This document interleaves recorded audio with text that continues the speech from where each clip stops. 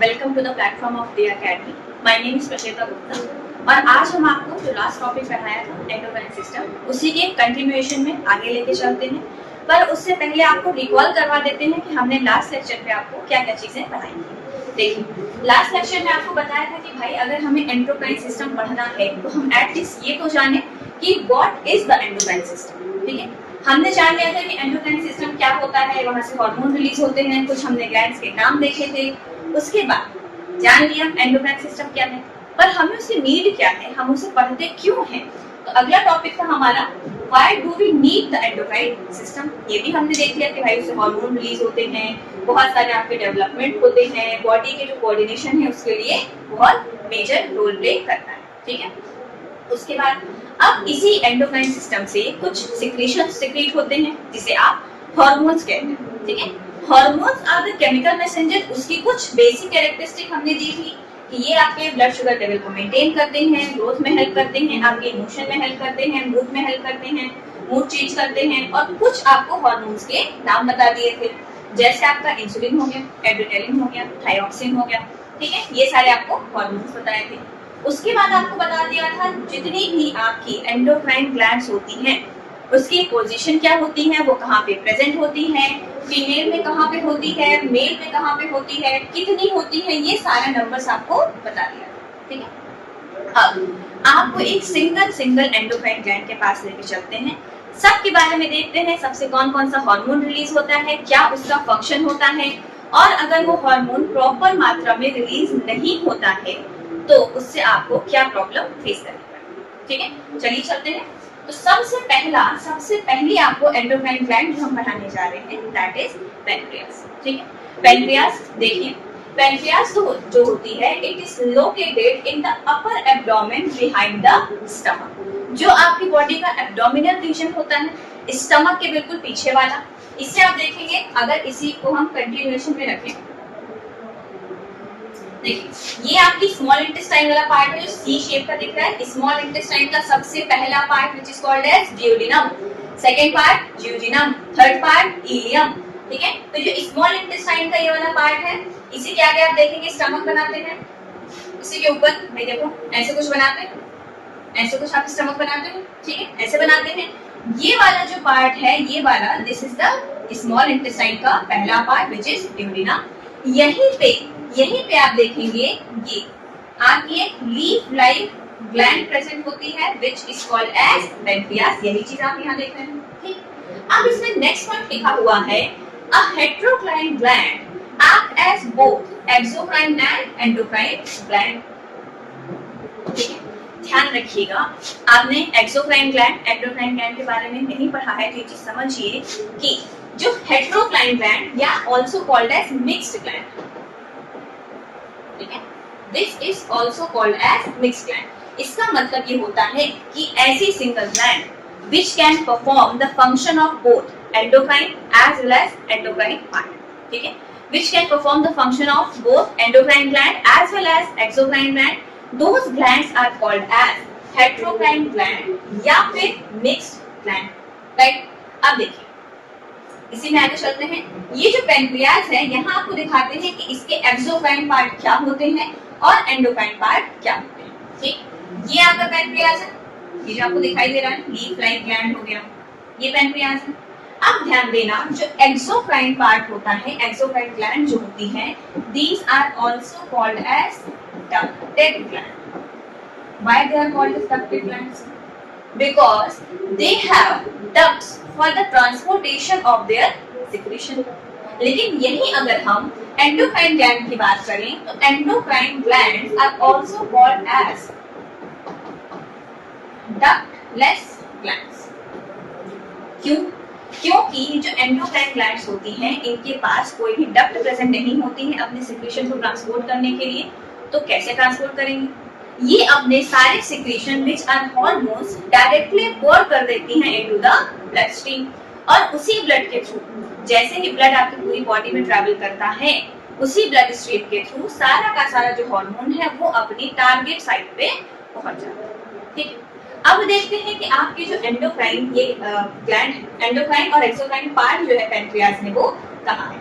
देखिए सबसे पहले आपको एक थोड़ा सा ग्रीनिश कलर का पार्ट दिखाई दे रहा होगा, ये देखिए ये वाला, जो आपको बबल्स दिखाई दे रहे होंगे छोटे छोटे, जिसमें इसमें देखिए छोटे छोटे आपको लोब्स दिखाई दे रहे हैं, ठीक है, ये वाला। और ये सारे के सारे लोब अगर आप ध्यान से देखेंगे, ये सारे के सारे लोब देखिए, इन सब के पास एक डक्ट प्रेजेंट है, सब के सब डक्ट प्रेजेंट है और सब एक कॉमन डक्ट से मिल रहे हैं, which is called as pancreatic duct.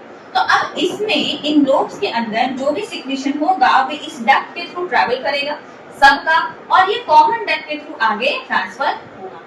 अब ये क्योंकि इनके पास डक्ट प्रेजेंट होती है और ducted glands are called as what, exocrine gland. तो ये वाला जो पार्ट होता है, जिस पार्ट के पास आपका डक्ट प्रेजेंट होती है, this is the exocrine part of the pancreas, ठीक है। अब उसके बाद दूसरी चीज क्या, अब अच्छा इसमें एक चीज और आपको ऐड कर देते हैं, ये जो आपको ग्रीन कलर की दिख रही है ये आपकी बाइल डक्ट है, बाइल डक्ट है जो कि आपके गॉल ब्लैडर से निकल के आ रही है, और यहाँ पे ये कॉमन बाइल डक्ट बना लेती, आगे ये कॉमन बाइल डक्ट है, ये आपका कॉमन बाइल डक्ट बन जाता है जिसमें पैनक्रियाटिक डक्ट भी मर्ज हो जाती है और ये ओपन हो जाती है आपके ड्यूडेनम में, ठीक है, ओपन हो जाती है आपके ड्यूडेनम में, जहां पे ये गैस्ट्रिक जूसेस का सिक्रीशन करती है और डाइजेशन में, सॉरी पैनक्रियाटिक जूसेस का सिक्रीशन करती है और डाइजेशन में हेल्प, ठीक है। ये तो हो गया आपका एक्सोक्राइन वाला पार्ट। अब एंडोक्राइन पार्ट देखें, देखिए इसमें आपको ये जो ब्लूइश कलर का स्ट्रक्चर दिख रहा है, ये देखिए ये दिख रहा है, छोटे छोटे से लोब्स दिखाई दे रहे हैं ब्लू कलर वाले, इनके पास आप देखेंगे आपको कोई भी डक्ट दिखाई नहीं देगी, इनका सिक्रीशन कहाँ जाता है, ये आपको ब्लड वेसल दिख रही है, लिखा हुआ है ब्लड वेसल, ये ब्लड वेसल आपको दिखाई दे रही है, ठीक है। ये अपना सिक्रीशन जो है डायरेक्टली देखिए ब्लड में वॉर कर रहे हैं, ये अपना सिक्रीशन डायरेक्टली ब्लड में वॉर करते हैं, इनके पास कोई भी डक्ट प्रेजेंट नहीं। तो ये होता है पैनक्रियास का endocrine part and this is called as islet of Langerhans, ठीक है। The endocrine part is called as islet of Langerhans. यही एक्सोक्राइन वाला जो पार्ट था, इसको आप पैनक्रियाटिक एसिनाई बोलते हैं, देखिए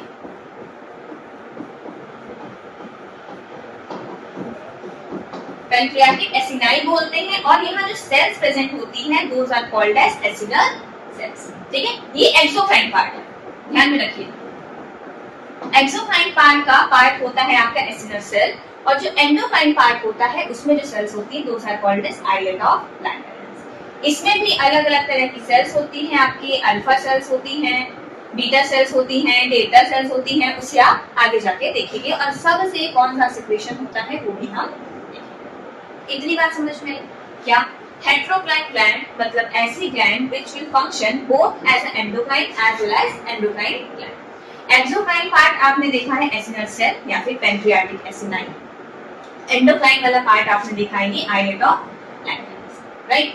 चलिए आगे चलते हैं।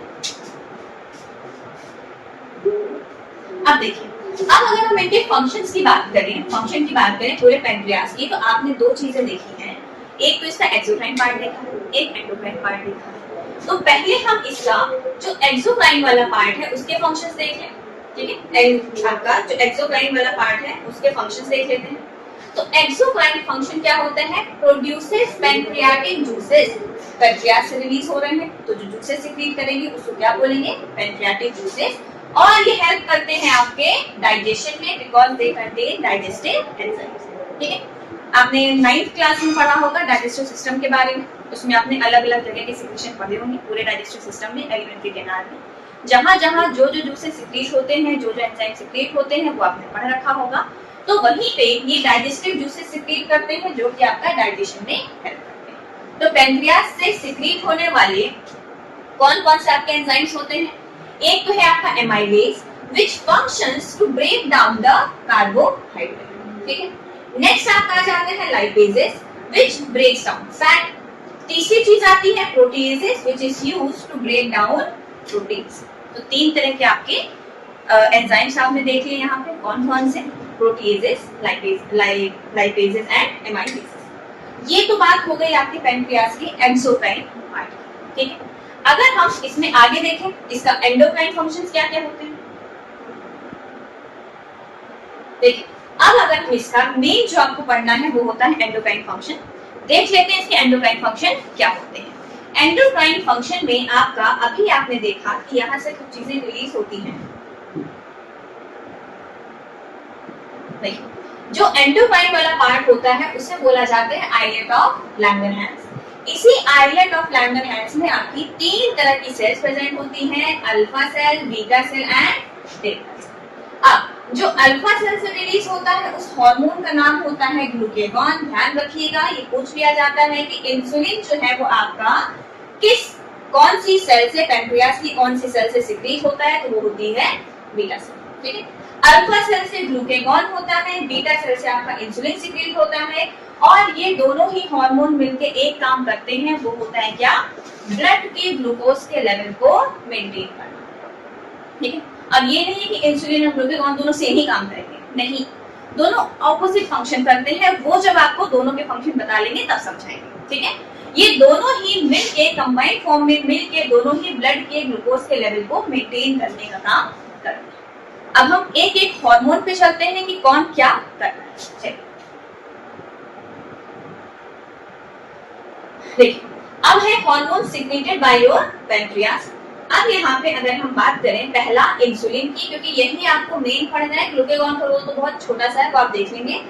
इंसुलिन जो होता है that is secreted from the beta cell of the pancreas. देखिए इसका क्या काम होता है, ये सिक्रीट होता है when blood sugar is high. आपके ब्लड में अगर शुगर का कंटेंट, शुगर का लेवल बहुत ज्यादा हाई हो जाता है तब ये इंसुलिन सिक्रीट होता है। ठीक है, अब ये बात नहीं होती है, अच्छा बहुत लोगों को ये कंफ्यूजन होती है कि जो इंसुलिन होता है वो ग्लूकोज का ब्रेकडाउन करता है। ग्लूकोज मतलब ब्लड में जो शुगर प्रेजेंट है, ठीक है, वो ग्लूकोज के फॉर्म में है। अब लोगों को ये कंफ्यूजन होता है कि जो इंसुलिन होता है वो आपके ग्लूकोज का ब्रेकडाउन करता है। भाई ब्रेकडाउन करेगा तो यही मतलब ये मिसकंसेप्शन है कि ब्रेकडाउन करेगा तो ग्लूकोज का लेवल जो है वो नीचे आ जाएगा। नहीं, आप सोचिए ग्लूकोज का ब्रेकडाउन कैसे होता है। जब आप रिस्पिरेशन करते हो, कभी सोचा आप सांस क्यों लेते हो, ठीक है, सांस क्यों ले रहे हो, बोलो भैया ताकत आती है। भाई ताकत तो खाना खाने से आती है ना, फिर सांस क्यों ले रहे हो, क्योंकि वो जो फूड आप कंज्यूम करते हो वहां डाइजेशन के थ्रू वो एकदम सिंपलेस्ट फॉर्म में कन्वर्ट होता है, विच इज ग्लूकोज। अब जब आप रिस्पिरेशन करते हो, अगर आपको रिस्पिरेशन के रिएक्शन याद है, जो ग्लूकोज है आपका, ठीक है, वहां पे आप ऑक्सीजन की प्रेजेंस होती है, बैलेंस नहीं कर रहे हैं, ऐसे बता दे रहे हैं। ऑक्सीजन की प्रेजेंस में ग्लूकोज का ये ब्रेक डाउन हो जाता है और आपको एनर्जी का फॉर्मेशन होता है in the form of ATP. आप इनहेलेशन, एक्सहेलेशन, रिस्पिरेशन की प्रोसेस क्यों करते हो, क्योंकि उस रिस्पिरेशन से ही आपको एनर्जी मिलती है। खाना खा के ताकत नहीं मिलती है, खाना खा के ग्लूकोज मिलता है, और वो जो ग्लूकोज है वो ब्रेक डाउन होता है, उससे आपको एनर्जी मिलती है, और ये स्टेप क्या होता है आपका, रिस्पिरेशन वाला। ये स्टेप होता है रिस्पिरेशन, राइट। अब देखिए, अब यहाँ पे जब ग्लूकोज की ब्रेकडाउन से आपको एनर्जी मिल रही है और ये ऑक्सीजन तो आपके रिस्पिरेशन के प्रोसेस में आ रही है, तब ये इंसुलिन कैसे ब्लड ग्लूकोज के लेवल को लो करता है, मेंटेन करता है। इंसुलिन 2 काम करता है, ठीक है भाई, आपको ब्लड से ग्लूकोज हटाना है तो आप 2 काम कर लो, या तो सारे के सारे ग्लूकोज को बोल दो कि भैया सेल के पास चले जाओ, सेल अपटेक कर लेगी उसका, ठीक है, सारे ग्लूकोज को आप सेल के पास भेज दीजिए। या दूसरा काम क्या करिए, भाई जरूरी तो नहीं है ना कि सेल को उतनी रिक्वायरमेंट हो ही ग्लूकोज की, इंस्टेंट एनर्जी चाहिए ही नहीं चाहिए, तो हम कुछ एनर्जी को स्टोर करते हैं, और वो स्टोर एनर्जी जो होती है that is in the form of glycogen which is formed in the liver. ठीक, तो ये आपका जो इंसुलिन होता है वो 2 काम करता है, help cells to absorb glucose for energy. पर अगर ग्लूकोज ज्यादा है, हमें उतनी एनर्जी नहीं चाहिए, तो क्या होगा, stimulates liver to convert excess glucose into glycogen for storage. तो आपकी बॉडी में जो ग्लूकोज का स्टोरेज फॉर्म होता है दैट इज ग्लाइकोजन, और इस ग्लूकोज से ग्लाइकोजन की जो फॉर्मेशन होती है उस फॉर्मेशन के प्रोसेस को बोलते हैं ग्लाइकोजेनेसिस। ठीक है, जेनेसिस का मतलब याद रखिएगा, जेनेसिस का मतलब हमेशा होता है फॉर्मेशन, ठीक है, जेनेसिस का मतलब होता है फॉर्मेशन। हमने लिखा ग्लाइकोजेनेसिस, तो मतलब क्या, फॉर्मेशन ऑफ व्हाट, ग्लाइकोजन।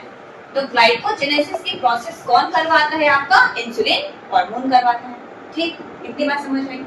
अब देखिए, ये जो हमने देख लिया, इसका काम क्या होता है? ब्लड के ग्लूकोज के लेवल को मेंटेन करना या फिर ब्लड ग्लूकोज लेवल को लो करना, क्योंकि जब ब्लड में शुगर का लेवल हाई होता है तभी इंसुलिन सिक्रीट होता है।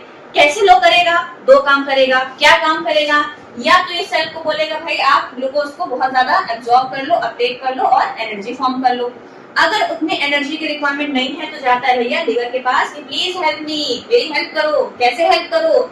जितना भी एक्सेस ग्लूकोज है उसको कन्वर्ट कर दो किसको? इसमें ग्लाइकोजन में, और अपने पास आप स्टोर कर दो। ठीक है, ये हो गया आपका इंसुलिन का काम। अब बात आती है कि अगर इंसुलिन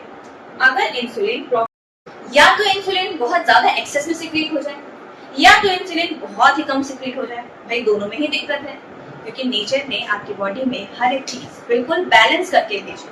ठीक है, अगर उनमें थोड़ा सा भी डिसबैलेंस होता है तो आपको कोई ना कोई प्रॉब्लम फेस करनी पड़ती है। अब देखिए, इंसुलिन से क्या होता है? अंडर सिक्रीशन, मतलब अगर इंसुलिन का सिक्रीशन बहुत कम हो रहा है, अगर इंसुलिन बहुत लो अमाउंट में सिक्रीट हो रहा है तो क्या होगा? हाइपरग्लाइसीमिया। हाइपर का मतलब होता है इंक्रीज, मतलब हाई, मतलब बहुत ज्यादा, अधिक। हाइपर का मतलब होता है बहुत ज्यादा। ग्लाइसीमिया, ग्लाइसी वर्ड जो होता है, ग्लाइसीमिया वर्ड जो होता है, that is used for glucose या फिर शुगर। तो हाइपरग्लाइसीमिया मतलब कि आपके ब्लड में जो ग्लूकोज का लेवल है, जो शुगर का लेवल है, वो बहुत बहुत बहुत ज्यादा हो जाता है। इंसुलिन का काम क्या है? ब्लड की ग्लूकोज लेवल को मेंटेन करना। कैसे? जो ब्लड का ग्लूकोज लेवल है उसे डाउन करके। अब अगर ये सिक्रीट नहीं होता है, कम सिक्रीट होता है, तो ब्लड में ग्लूकोज का लेवल बहुत ज्यादा हो जाता है और इसी सिचुएशन को बोला जाता है क्या? हाइपरग्लाइसीमिया। ठीक, इसमें कुछ सिम्टम्स होते हैं। अगर आप हाइपरग्लाइसीमिक है कोई पेशेंट, उसमें क्या सिम्टम्स होंगे? फ्रीक्वेंटली उसको यूरिनेशन के लिए जाना पड़ेगा। भाई जितना ज्यादा यूरिनेशन के लिए जाओगे उतनी ही ज्यादा प्यास भी तो लगेगी, तो एक्सेसिव थर्स्ट होता है। ठीक, वेट लॉस होने लगता है, वीकनेस होने लगती है। वीकनेस क्यों होगी भाई? क्योंकि ब्लड में ग्लूकोज का लेवल ज्यादा है लेकिन आपके सेल में तो नहीं है, एनर्जी बनेगी ही नहीं। एनर्जी नहीं बनेगी तो आपको वीकनेस फील होगी। अब ये जो एक्सेसिव थर्स्ट होता है या फिर जो इस इंसुलिन के अंडर सिक्रीशन से जो हाइपरग्लाइसीमिया कंडीशन होती है, इसी को बोलते हैं क्या? Diabetes mellitus. ठीक है, डायबिटीज मेलाइटस। एक और डिसीज होती है, आप लोग इसे नॉर्मली बोलते होंगे क्या? सिर्फ डायबिटीज के नाम से। अपने आसपास में, सराउंडिंग में आपने अगर कभी देखा होगा तो आपने सिर्फ देखा होगा क्या? उसने डायबिटीज के नाम से। ठीक है, ये पेशेंट डायबिटिक है, इसको शुगर हो गया है। ध्यान रखना, डायबिटिक मेलाइटस एक होता है, एक डिजीज का नाम होता है डायबिटीज इंसिपिडस। ठीक है, एक है आपका डायबिटीज मेलाइटस, एक है आपका डायबिटीज इंसिपिडस। ये इंसिपिडस के बारे में आप पढ़ेंगे जब आप ADH हार्मोन के बारे में। ठीक है, वो आपके एड्रिनल ग्लैंड का हार्मोन है, उसके बारे में जब आएंगे तब आपको वहां भी बताएंगे। यहाँ पे ध्यान रखना, जो इंसुलिन के अंडर सिक्रीशन से जो डायबिटीज होती है उसका नाम होता है diabetes mellitus. This mellitus term has been taken from the term honey, मतलब हनी के लिए ही मेलाइटस का यूज होता है। तो हनी जो है भाई शुगरी सब्सटेंस होता है, तो इसी की वजह से इसको बोलते हैं क्या? Diabetes mellitus. ठीक है, अब अगर इसका ओवर सिक्रीशन हो जाए, अगर बहुत ही ज्यादा सिक्रीशन हो जाए, तो इसका काम है ब्लड के ग्लूकोज के लेवल को लो करना। अगर बहुत ज्यादा इंसुलिन हो गया है तो ब्लड के ग्लूकोज को बहुत बहुत बहुत बहुत बहुत ज्यादा ये लो कर देगा। जब ब्लड के ग्लूकोज को बहुत ज्यादा लो कर देता है तो इस कंडीशन को बोला जाता है हाइपोग्लाइसीमिया। हाइपो का मतलब होता है लो, हाइपर का मतलब होता है हाई। ठीक है, हाइपोग्लाइसीमिया, ग्लाइसीमिया क्या बताया था? ग्लूकोज, मतलब यहाँ पे ब्लड का जो ग्लूकोज लेवल होता है वो बहुत बहुत बहुत बहुत लो हो जाता है। ठीक है, आपकी बॉडी में ग्लूकोज की बहुत ज्यादा कमी हो गई है, सिम्टम्स क्या होंगे? वीकनेस होगी। भाई ग्लूकोज जब है ही नहीं तो क्या सेल उसे अब्सॉर्ब कर पाएगी? नहीं कर पाएगी। क्या उसे एनर्जी बना पाएगी? नहीं बना पाएगी। तो कंडीशन क्या होगी? वीकनेस आ गई है, हेडेक हो रहा है, बहुत थकान लग रही है, हमें कुछ समझ में नहीं आ रहा है, हमको कंफ्यूजन हो रही है, हमारे अंदर ताकत नहीं भाई, हम बिल्कुल अनकॉन्शियस हो रहे हैं, हम एकदम गिरे पड़े जा रहे हैं। ये वाली कंडीशन होती है जब होता है क्या? आपका over secretion of insulin. Right, चलिए आगे चला जाए। आगे चलते हैं। अब आपका जो दूसरा हार्मोन है पेनक्रियास का वो है आपका ग्लूकेगॉन। अच्छा, डेल्टा सेल से जो हार्मोन सिक्रीट होता है उसका नाम होता है सोमैटोस्टैटिन। वो आपके सिलेबस में नहीं है, ठीक है। बेसिकली उसका काम होता है कि इंसुलिन और ग्लूकेगॉन जो है उसके लेवल को मेंटेन करके रखना, उसको ध्यान देते रहना, उसको मैनेज करना, ठीक है, रेगुलेट करना जिसे कह सकते हैं। अब आते हैं दूसरे पे, विच इज ग्लूकेगॉन। ये ग्लूकेगॉन जो है वो रिलीज होता है आपकी, glucagon is release from the alpha cell of the pancreas. अब आपने देखा है कि जो इंसुलिन होता है वो तब रिलीज होता है जब आपके ब्लड में ग्लूकोज का लेवल बहुत ज्यादा हाई होता है, ताकि वो ब्लड के ग्लूकोज के लेवल को लो कर सके। ग्लूकेगॉन जो होता है तब रिलीज होता है जब ब्लड का शुगर बहुत ज्यादा लो होता है। बिल्कुल उल्टा फंक्शन कर रहे हैं, ठीक है। कैसे? देखो, ब्लड का ग्लूकोज का लेवल बहुत ज्यादा कम हो गया है, ये क्या करेगा? Stimulate liver to break down glycogen. Glycogen किसने बनाया था? इंसुलिन ने बोला था कि भैया लिवर हमारे पास ग्लूकोज बहुत ज्यादा है, हम उसको दे नहीं पा रहे, सेल को नहीं चाहिए, अपने पास रख लो। कैसे रख लो? In form of glycogen. क्या प्रोसेस बताई थी? ग्लाइकोजेनेसिस, ठीक। अब ग्लूकेगॉन ने बोला वापस से गया लिवर के पास, भैया सुनो ना, हमारे जो सेल हैं उनको ग्लूकोज नहीं मिल पा रहा। क्यों नहीं मिल पा रहा? हमारे ब्लड में ग्लूकोज ही नहीं है। एक काम करो, तुमने अपने पास तिजोरी में वो जो ग्लाइकोजन रखा था ना, वो हमको दे दो। लेकिन हमारे बॉडी जो है वो डायरेक्टली ग्लाइकोजन को कंज्यूम नहीं कर सकती है, ग्लाइकोजन को यूटिलाइज नहीं कर सकती है। तो क्या होता है भैया, ये ग्लाइकोजन जो है, ये ग्लाइकोजन जो है, ग्लूकेगॉन जो है वो जाएगा लिवर के पास, ग्लाइकोजन को ब्रेक डाउन करवाएगा into glucose and release into blood. Insulin से बिल्कुल उल्टा काम। इंसुलिन ने ग्लूकोज को ग्लाइकोजन में कन्वर्ट करा के लिवर में भेज दिया था, ग्लूकेगॉन ने लिवर से बोल दिया भैया जो उधार रखा था वापस करो। ग्लाइकोजन को ब्रेक डाउन करवाया ग्लूकोज में और उसे ब्लड स्ट्रीम में रिलीज करवा दिया, ब्लड स्ट्रीम में सिक्रीट आपका करवा दिया। अब देखो, दोनों बिल्कुल ऑपोजिट फंक्शन कर रहे हैं, है ना। जब ब्लड स्ट्रीम में ग्लूकेगॉन ने ग्लूकोज को सिक्रीट करवा दिया, रिलीज करवा दिया, तो क्या होगा? ब्लड के ग्लूकोज का लेवल बढ़ा, ठीक है। इसका काम क्या होता है? ब्लड के ग्लूकोज को नॉर्मल करना, raise blood sugar level to normal. अब ये मत समझ लीजिएगा भाई कि इंसुलिन जो है ब्लड के ग्लूकोज को कम कर रहा है तो हमें कुछ दिक्कत हो रही है ना। नहीं, कम करने का मतलब क्या? उसको नॉर्मल लेवल पे लेके आना। भाई अगर मान लीजिए आपके ग्लूकोज का लेवल ब्लड में इतना होना चाहिए, जब इतना हो जाता है तब इंसुलिन रिलीज होता है। मतलब कम को ज्यादा ग्लूकोज को कम करना मतलब उसको इस लेवल पे लेके आना, ठीक। और ग्लूकेगॉन कब रिलीज होगा? जब इतना ही लेवल है, तो इसको बढ़ाना पड़ेगा ना, रेस करना पड़ेगा ना। रेस करके क्या होगा? नॉर्मल कंडीशन पे लाना होगा। यहाँ इंसुलिन रिलीज होगा, यहाँ ग्लूकेगॉन रिलीज होगा, ठीक है। तो दोनों का ही काम क्या है? एक कम करके नॉर्मल करता है, एक ज्यादा करके नॉर्मल करता है। तो दोनों बिल्कुल ऑपोजिट फंक्शन करते हैं, और ऐसे दो फंक्शन जो बिल्कुल ऑपोजिट होते हैं उन्हें बोलते हैं एंटागोनिस्टिक फंक्शन। तो ऐसे हार्मोन जो आपके बिल्कुल ऑपोजिट फंक्शन करेंगे, जैसे इंसुलिन ग्लूकोज को लो कर रहा है, ग्लूकेगॉन ग्लूकोज लेवल को बढ़ा रहा है, लेवल पे लेके आ रहा है, दोनों बिल्कुल उल्टा फंक्शन किए, बिल्कुल ऑपोजिट फंक्शन किए। ऐसे आपके हार्मोन्स को बोला जाता है एंटागोनिस्टिक हार्मोन्स। ये सिलेबस में नहीं है और इनको बोलते हैं एंटागोनिस्टिक हार्मोन्स, जो आपका बिल्कुल ऑपोजिट फंक्शन परफॉर्म करते हैं, राइट। चलिए आगे चलें, देखिए अब ये दो टर्म आते हैं, एक होता है डायबिटीज मेलाइटस, एक होता है इंसुलिन शॉक।